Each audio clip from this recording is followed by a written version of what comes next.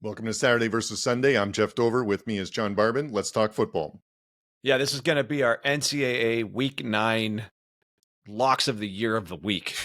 So we've gone from just an NCAA preview to now giving you bets that for sure will work. Cash money. There's just no other way around it. Everyone's going to be so happy about this. They don't even know. They don't even know yet how much they're going to win. You're going to have fun watching. You're just going to be rolling in cash. Mm-hmm. All right. This is exciting. Yeah, this changes everything. Now okay. Let's just start. I don't know what else to do. Let's just jump right in here. If you could. So just keep us in mind when you're cashing those checks that like and subscribe to the video because it really helps the channel. Yeah, share it around to other people who want to make some money betting. This is how you're going to do it. All right. So what's your first one? Florida State at Miami. I'm going to lay the point. I'm going to lay the points. Oh, okay. I see what you're doing. Yeah, so it's Miami minus 21 right now. Do you actually think Florida State can cover that against that team? I know it's a lot of points, but Florida State's so inept. Like they're good for 3 or 4 turnovers at least. I mean, and against Miami, I think Miami could be an avalanche. So, I mean, yeah, I went back and forth on this one because it's a rivalry game. There's almost all the players were from Florida. A lot of them are from Florida, would have played each other in high school. So there's a lot of family at the game. There's a lot of trash talk at the game. This I would, sometimes in this thing, Florida State, whoever's having a bad season plays up to the challenge because it's a big rivalry game and it is closer than you would think. But I mean, Florida State's 1-6 and they've just had no part of the team has looked good. And Mike Norvell has to have press conferences about what's happening in the mood and stuff. And so for that reason, you might be right on this one. This could get, and Miami, it's at Miami and they're going to take pleasure in just drumming a rival, so, and they're because of the ACC, because of their conference and the playoffs and stuff, like winning and looking good doing it is important. So they're gonna, all those things point to a possible Miami blowout. There's nothing that's happened this season to make me think it's going to be anything other than a Miami blowout. Miami can put up 40 points on this team, no problem. Yeah. And I can't see any way FSU can put up more than 10, 13. Unless they would have to be the game of the year for FSU. This awful team with no offense, no defense, disjointed. Yeah. It would have probably to be zero confidence. Yeah, exactly. And there might be a quarterback change, or they're going with the true freshman, like another one or someone who I might not be getting that right, but it's someone that has very little experience, whether it's one game or no game. So, I mean, no, and the only way this would be closer is if Cam Ward's good for a couple of turnovers. That's the only thing, with a couple of interceptions or something. But that'd be the only. But I don't. That's other than that. I think you're on the right side. I know it's a lot of points, but I just don't see how.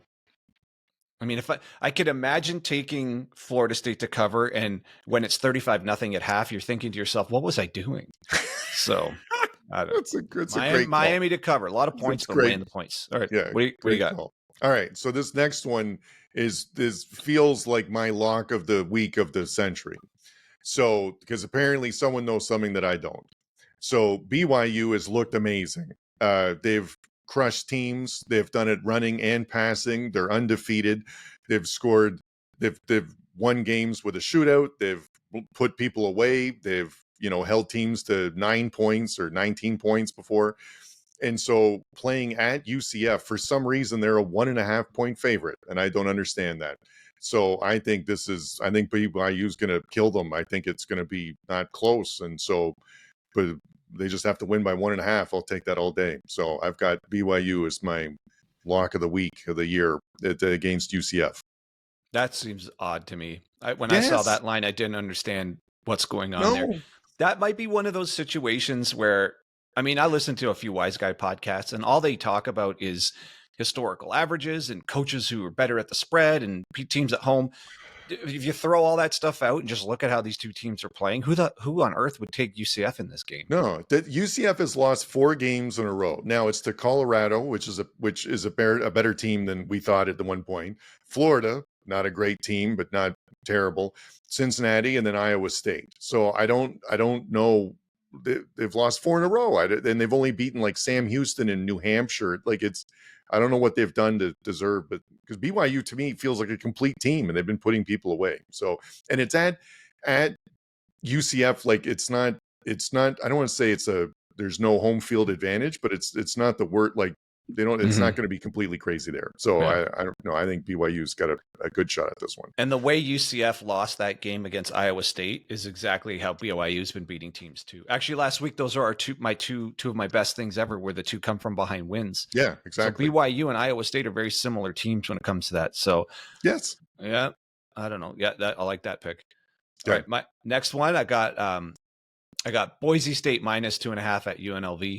Yep, that's on my list too. Right. Okay. So I think UNLV's got a dynamic offense, but Ashton Genty we're talking a generational talent here.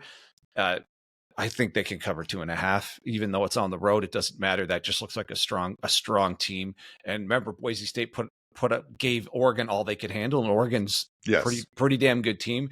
So head to head here, I'm very positive on UNLV overall, but in this particular case, I think Boise State can cover that.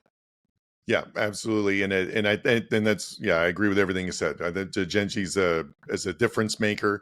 UNLV home field advantage is okay, but not great.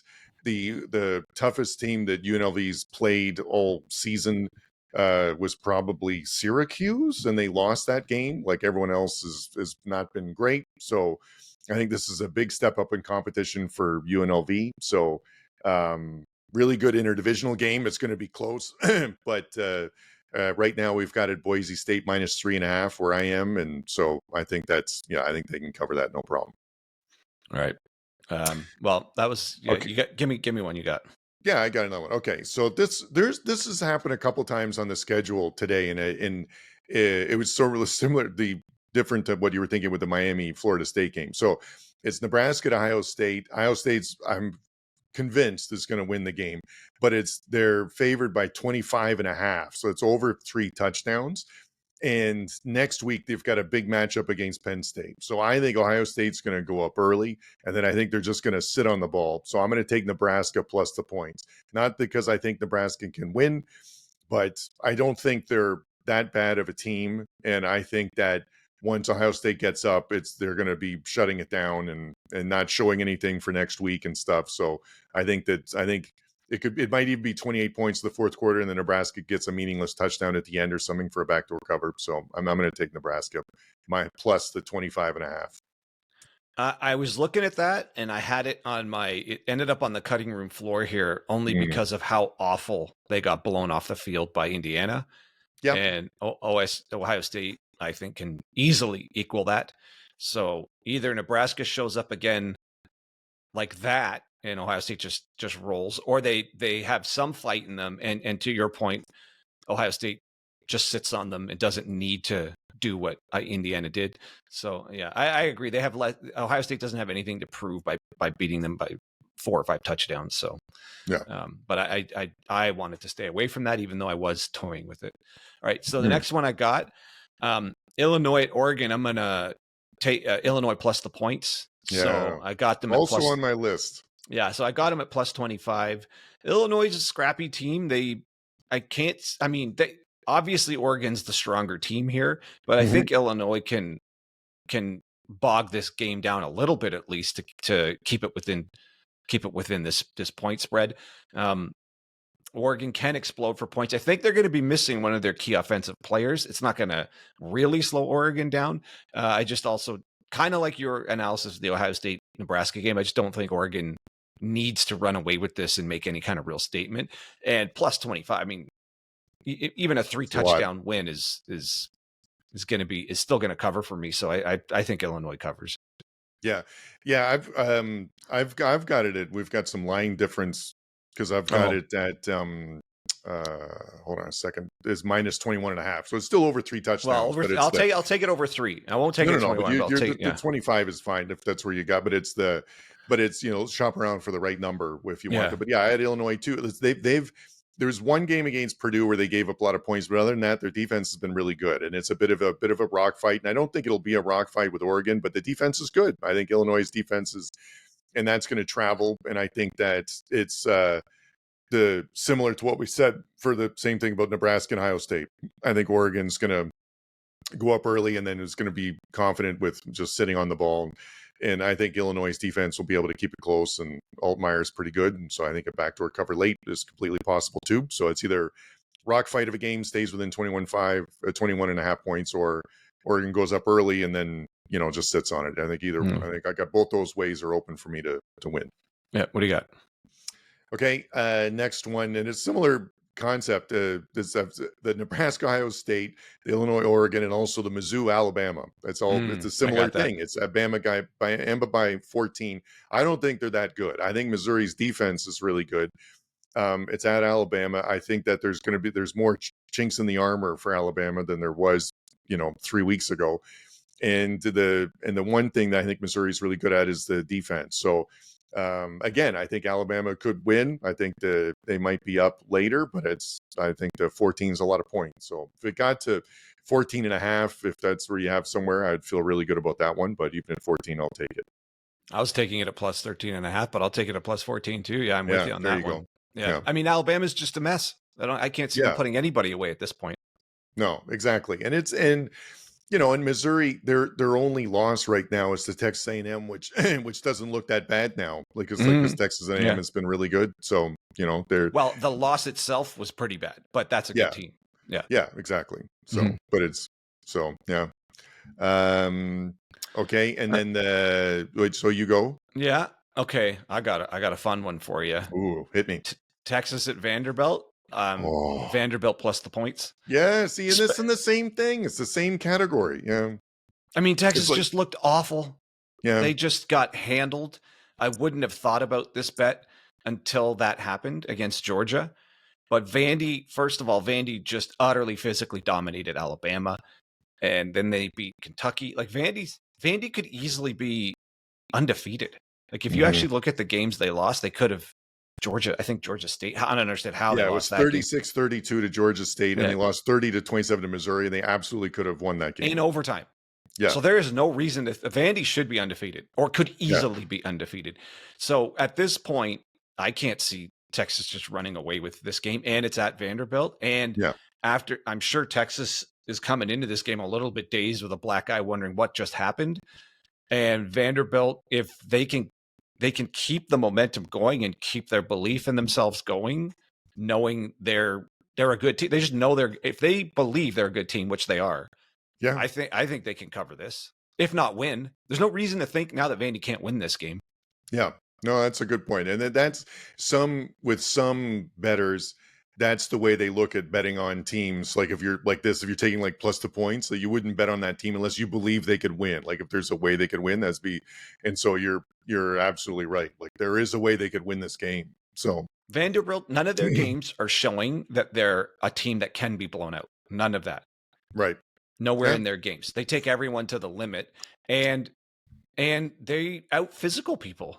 Yeah. Like there's no, I wouldn't have believed that until seeing it happen. But if they can hang in there against Alabama and Kentucky's level of talent, they're going to hang in there against Texas. Yeah, and having a mobile quarterback always makes it harder, like on any team. So, and he can scramble for a first down. So that's that's a good one. All right, what do you got? All right, so my last one is because I'm wearing the shirt. We've got Michigan State at Michigan. I'm taking the over 40.5. That's a low total. Both teams are going to be, Michigan's offense is terrible. Michigan State's really struggled. But I think both teams are good for some turnovers. So that's what I'm counting on to get like some short fields and some, maybe even a pick six thrown in there. So I think we can get over 40.5, which is a crazy low total. So I'm going to do that. Yeah, that's a good way to view it. Aiden Childs is good for 14 to 21 points either direction. Yep, for his team or against. Yeah. So that's, you're spotting them half the total right there just with the way he plays. Now he has been looking better. But I mean, that just means he's going to score more points for his team versus allowing points for the other team. Either way, I think that's a reasonable bet. Yeah. Yeah, and they scored 20 points last week against Iowa, or 32 last week against Iowa. 32, 20 just from the field goal kicker. I gave him flowers for that one. So, and that's another thing. They have a good kicker. So even if Michigan holds them out of the end zone, Michigan State can put up points just with the kicker. So yeah, I like that bet. All right. So I have a few here, but the last one I'm confident about is SMU at Duke. I'm going to lay the points with SMU. What do you got the line there where you're at? Got minus SMU minus 11.5. Yeah, that's what I got here. Okay. Yeah. Okay. So they're putting up points all over the place on just about anybody. Duke even though Duke won last week, they only had 180 yards of offense. So this is not a strong team. And SMU, I can't see how Duke's going to slow them down. Not enough to cover this spread. So SMU is just rolling. So yeah, and they that's a great call. SMU is 6-1. Their only loss is BYU, which was 18-15, that's a really good loss now looking back at it. And the last 4 games they've scored 66, 42, 34, and 40 points. So I don't think Duke's going to get past 20. So that's so that's a great call. And the Duke home field advantage is slim to none. So. Yeah, there's no. Yeah, I mean, good. Manny Diaz looks like he might be a good fit there. Another one of these coaches team marriage that might be a long term, might be good. But right now, SMU just looks so strong on offense. I wouldn't bet against them right now, in at least against a team like Duke. Now I have a couple other interesting games I didn't bet on. Do you want to talk quickly about a couple of interesting ones that I was toying with, especially a strange one? Notre Dame at Navy. I was really close to taking the over. Ooh, 52.5. That's a big 52.5. Just because Navy's rolling, and I know normally you would never take a service academy over, but the way Navy's playing, and again, it's a different kind of offense for Notre Dame to prepare for. So even if Notre Dame has a good defense, which I think they do, still might be a trouble holding Navy down enough for this over not to hit. And Notre Dame's going to have better talent across the board on offense that Navy hasn't faced yet. So they might not be able to hold them down as much as you would need to hit the under here. It's just slightly too high for me to want to bite on it. So I was toying with that one right till the end, but I kind of left that one alone. Yeah, but I really wanted to. That was in my on my list of possibles too, because right now it's Notre Dame minus 13. If it got to 14, I'd be tempted to take Navy.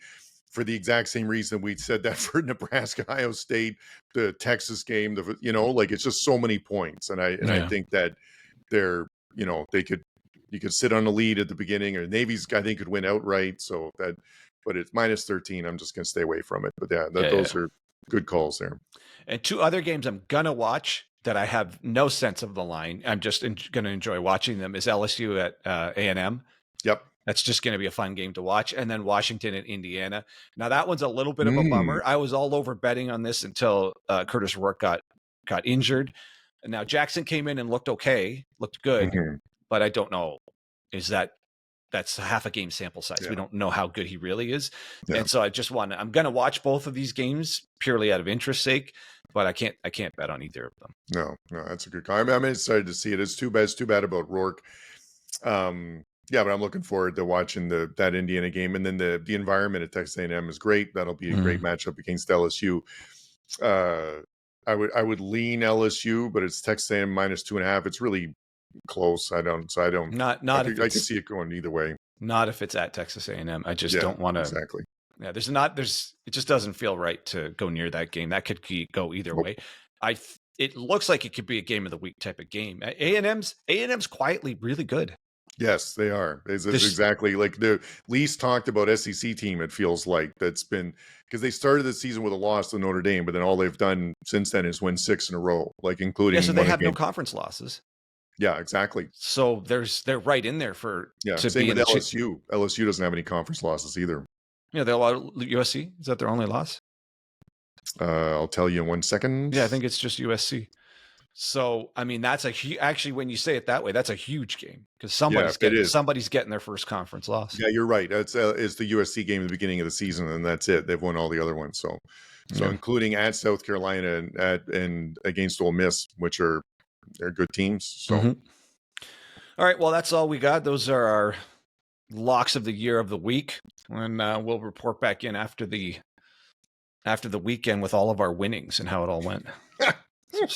Check us out on Monday. All right. Thanks, guys.